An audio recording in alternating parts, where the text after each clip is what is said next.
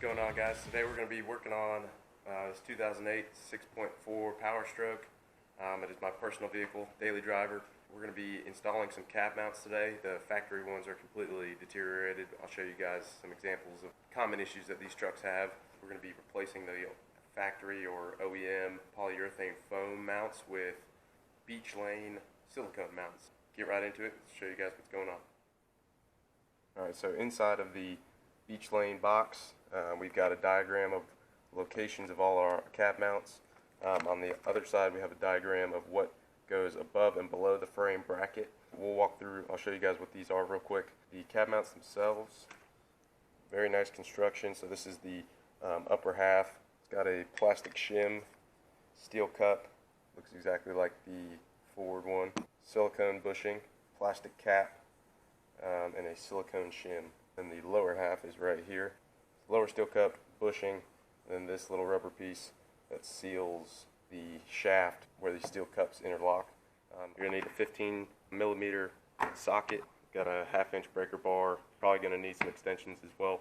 Got a torch just to help me heat up some of that Loctite if needed. And for reassembly, I did pick up a kit with replacement bolts. I don't know if I'm going to use these or not, but I've got them just in case I need to cut any of the stock bolts out. And then I've got some blue thread lock. So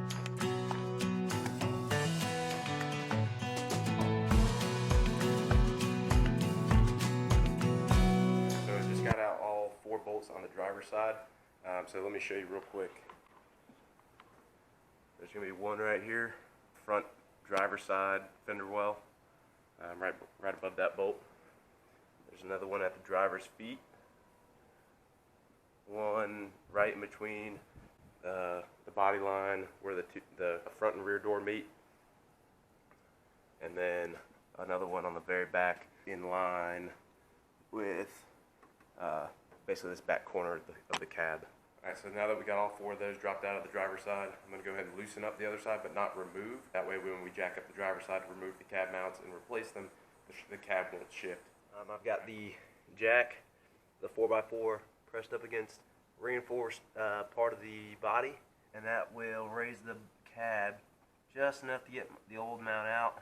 Alright, so it's really important right now that you're working under a vehicle that's supported by nothing but a jack, a 4x4. You never want to put your hands in between the frame and the body.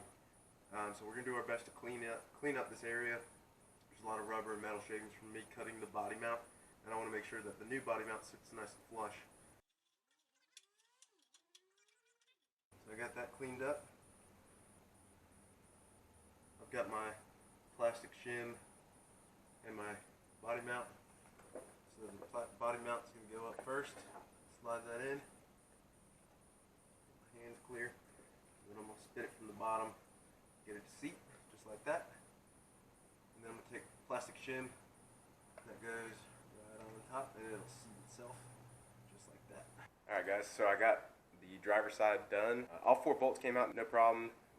There were 2 actual mounts that I could not get separated. I ended up just cutting those mounts completely in half, and they popped right out once that was done. I went ahead and installed all 4 driver's side mounts on the uppers.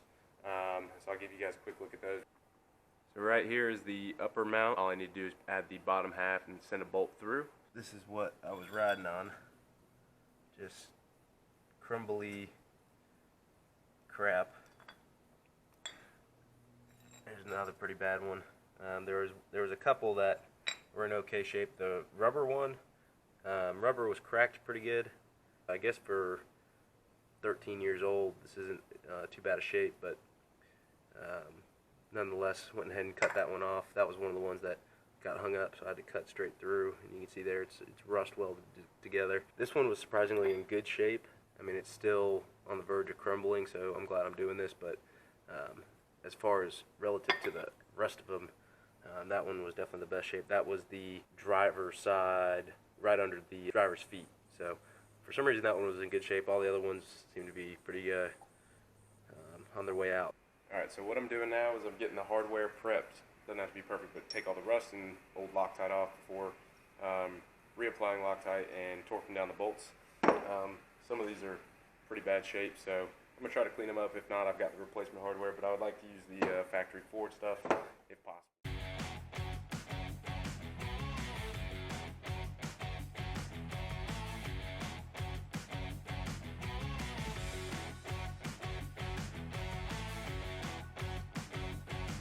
First thing we're gonna do, we're gonna take our bolt and some blue thread lock.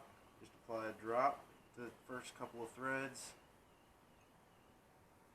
Alright, got that ready. And set our cup up. And then go ahead and install our bolt. So we're going to do that on all four, and then we're going to come back and torque everything.